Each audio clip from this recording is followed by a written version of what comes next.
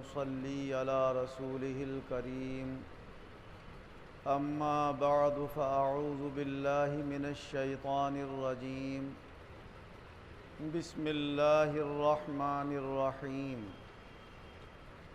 وكلا وعد الله الحسنى وفضل الله المجاهدين على القاعدين أجرا عظيما۔ اللہ تبارک و تعالی اپنے کلام عظیم میں ارشاد فرما رہا ہے کہ ہم اپنے رسول صلی اللہ علیہ وسلم کے سارے صحابہ کو جنت دینے کا وعدہ کرتے ہیں، البتہ ان کے درجات اور مراتب میں فرق رہے گا۔ جو ہجرت سے پہلے ایمان لائے وہ بھی جنتی ہیں، جو ہجرت کے بعد ایمان لائے وہ بھی جنتی ہیں، لیکن جو اللہ کی راہ میں اپنے گھر بار کو چھوڑ کر نکلنے والے،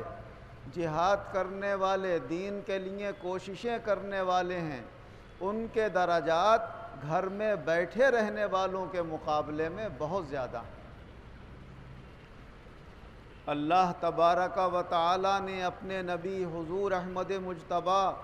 حضرت محمد مصطفیٰ صلی اللہ علیہ وسلم کی برکت سے اپنے صحابہ کے اندر بھی بہت کمالات پیدا فرمائے۔ وہ کمالات ان کے دنیا میں بھی ظاہر ہوئے اور آج بھی وہ ساری امت کے لیے نمونہ بنے ہوئے ہیں، اور حضور صلی اللہ علیہ وسلم نے یہی ارشاد فرمایا کہ میرے امتی قیامت تک وہی حق پر رہیں گے جو میرے طریقے پر اور میرے صحابہ کے طریقے پر قائم رہیں گے۔ چنانچہ حضور نبی اکرم صلی اللہ علیہ وسلم کے صحابہ کی عظمتیں اور شان اللہ تعالیٰ اس دنیا میں ان کے بعد والوں کے سامنے بھی ظاہر فرماتا رہا۔ حضرت عائشہ صدیقہ رضی اللہ عنہا روایت کرتی ہیں کہ حضور صلی اللہ علیہ وسلم کے ذات گرامی پر حبشے کے بادشاہ اسلام لے آئے جن کا نام نجاشی تھا۔ جب ان کا انتقال ہوا تو وہاں سے جو لوگ بھی آتے تھے حبشے سے، وہ یہ بیان کیا کرتے تھے کہ ہم نجاشی کی قبر کے اوپر ایک نور چمکتا ہوا دیکھتے ہیں، اور وہ بات اتنی شہرت پا گئی تھی کہ حضرت عائشہ صدیقہ رضی اللہ عنہا روایت فرماتی ہیں کہ ہم آپس میں بیٹھ کر اس کا ذکر کیا کرتے تھے کہ جو وہاں سے آتا ہے وہ یہی ذکر کرتا ہے کہ ان کی قبر کے اوپر ایک نور اور اجالا سب کو نظر آتا ہے۔ یہ حضور نبی اکرم صلی اللہ علیہ وسلم پر ایمان لانے کی برکت سے ان کو دولت حاصل ہوئی۔ اسی طرح حضرت عائشہ صدیقہ رضی اللہ عنہا روایت فرماتی ہیں کہ ایک مرتبہ مدینہ منورہ میں قحط پڑ گیا۔ لوگ اکٹھے ہو کر حضرت عائشہ رضی اللہ عنہا کی خدمت میں حاضر ہوئے اور عرض کرنے لگے قحط پڑ گیا ہے، بارش نہیں ہو رہی ہے، لوگوں کو بہت تکلیف اور پریشانی ہے، کوئی صورت ایسی بتائیے کہ اللہ ہم سے راضی ہو اور اللہ تعالیٰ بارش نازل فرما دے۔ تو حضرت عائشہ صدیقہ رضی اللہ عنہا سوچنے لگی کہ جب حضور صلی اللہ علیہ وسلم کی ظاہری حیات میں کبھی بارش نہیں ہوتی تھی اور صحابہ آ کر حضور سے درخواست کرتے تھے، آپ دعا فرماتے تھے، اللہ تعالیٰ بارش کر دیا کرتا تھا، تو پھر حضور صلی اللہ علیہ وسلم کی ذات گرامی آج بھی اپنی قبر کے اندر جلوہ گر ہے، اگرچہ ہماری نظروں سے اوجھل ہو گئی ہے۔ تو حضرت عائشہ رضی اللہ عنہا کی یہ رائے سمجھ میں آئی، وہ فرمانے لگی کہ یہ جو چھپر ہے پڑا ہوا، اس زمانے میں چھپر پڑا ہوا تھا حضور صلی اللہ علیہ وسلم کی قبر انور پر، فرمایا اس چھپر میں حضور کی قبر انور کے مد مقابل بالکل سیدھا ایک چھید ایسا کر دو کہ جس سے قبر کے اور حضور کی قبر کے درمیان اور آسمان کے درمیان چھت کا حصہ باقی نہ رہے، آسمان تک آپ کی قبر کا حصہ وہاں تک نظر آتا رہے۔ تو فرماتی ہیں جیسے ہی لوگوں نے اس چھپر کے اندر سوراخ کیا، تھوڑی دیر کے بعد بادل آنا شروع ہو گئے اور اللہ تعالیٰ نے بارش برسا دی۔ قرآن پاک میں اللہ تبارک و تعالیٰ نے فرمایا ہے فما بکت علیہم السماء والارض، جو کفر کی حالت میں دنیا سے جاتے ہیں نہ ان کے اوپر آسمان روتا ہے نہ زمین روتی ہے۔ تو علماء کرام فرماتے ہیں جب کافروں کا یہ حال ہے کہ ان پر آسمان نہیں روتا، تو ایمان والوں کا حال یہ ہے کہ جب وہ دنیا سے جاتے ہیں تو کبھی کبھی اللہ تعالیٰ اتنی بارش نازل فرماتا ہے کہ ان کے جنازے کو دفن کرنا مشکل ہو جاتا ہے۔ حضرت سیدنا فیض بخش شاہ درگاہی محبوب الہی رحمۃ اللہ علیہ کا جب وصال ہوا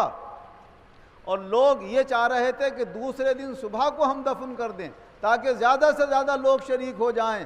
تو اللہ نے کرم فرمایا، آپ کے ایک مرید پر یہ انکشاف ہوا کہ حضرت فرما رہے ہیں کہ بادل آنے والا ہے، بارش ہو جائے گی، جلدی کرو ہمارے کفن دفن میں۔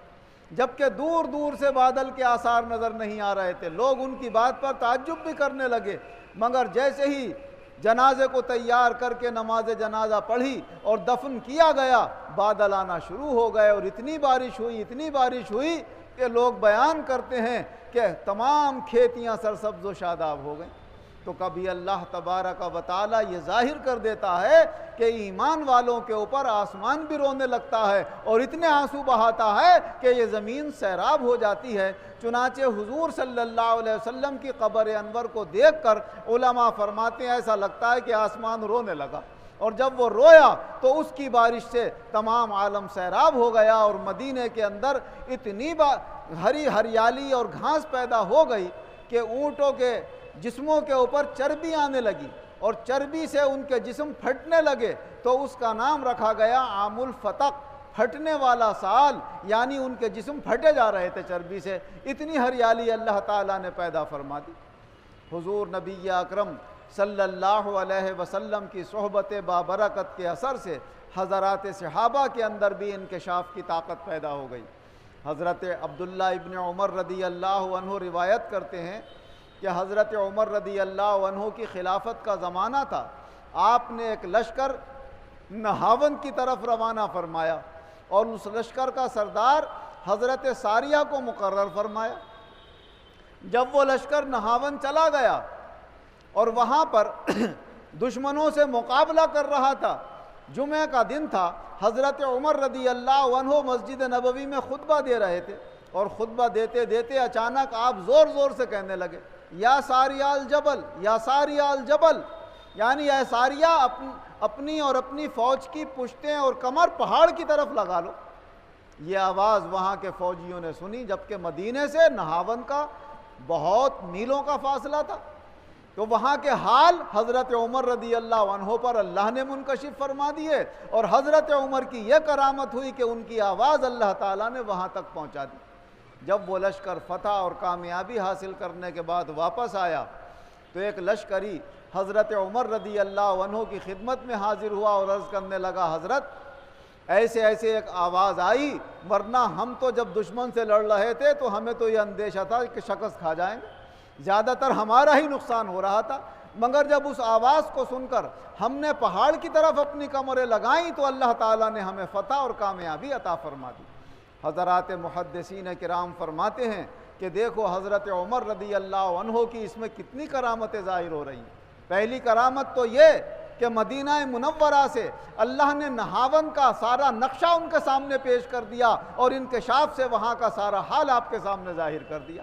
دوسری کرامت یہ کہ اللہ نے آپ کی آواز وہاں تک پہنچا دی، اور تیسری کرامت یہ کہ اللہ نے آپ کی آواز کی برکت سے وہاں کی فوج کو فتح عنایت فرما دی۔ یہ برکتیں اللہ تبارک و تعالی اپنے مقبول بندوں کے ذریعے سے اپنی مخلوق کو عطا فرماتا ہے، اور جہاں بھی اللہ کا کوئی مقبول بندہ ہوتا ہے اللہ تعالیٰ اس کی برکت سے سب کے اوپر رحمتیں اور برکتیں نازل فرماتا ہے۔ اللہ تعالیٰ ہمارے شہر پر بھی، ہمارے ملک پر اور تمام دنیا پر اپنے مقبول بندوں کے صدقے میں رحمتیں اور برکتیں نازل فرمائے، اور اس کا حصہ اللہ ہم سب حاضرین کو بھی عطا فرمائے۔ آمین وآخر دعوانا ان الحمد للہ رب العالمین۔ الحمد للہ رب العالمین والعاقبۃ للمتقین والصلاة والسلام علی خیر خلقہ محمد وآلہ واصحابہ اجمعین۔ اے اللہ ہمارے گناہوں کو معاف فرما، آئندہ گناہوں سے بچنے کی توفیق عطا فرما، جو بیمار ہیں انہیں شفا عطا فرما، جو قرض دار ہیں انہیں قرضوں سے نجات عطا فرما، جو بے روزگار ہیں انہیں اچھے روزگار عطا فرما، جو برسر روزگار ہیں ان کے روزگاروں میں خیر و برکت اور ترقیاں عطا فرما۔ اپنی محبت، اپنے رسول پاک صلی اللہ علیہ وسلم کی محبت، اپنے دین کی محبت عطا فرما، اپنے مقبول بندوں کی محبت عطا فرما، آخرت کی کامیابی کی طرف ہم سب کو متوجہ فرما، ہمارے اعمال کو بھی درست فرما، ہمارے اخلاق اور ہماری گفتگو کو بھی درست فرما، دنیا اور آخرت دونوں جہان میں ایمان اور عزت کے ساتھ شاندار کامیابی عطا فرما، آمین۔